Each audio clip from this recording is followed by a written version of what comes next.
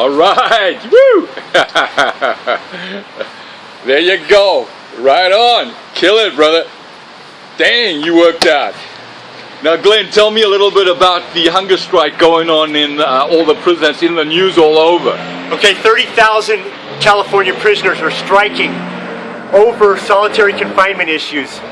And the first core demand is about getting into solitary confinement. Let's just say that I'm involved in a riot over overcrowded prisons, where it just pops off and I'm involved in it. That has happened.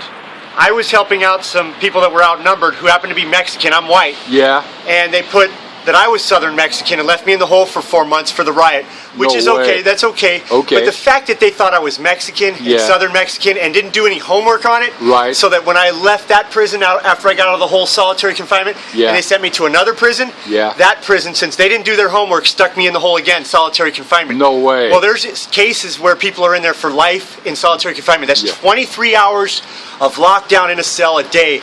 Every other day you'll come out of your cell for different purposes, like showers or a little dog kennel to walk in, and they never get out. People are going crazy.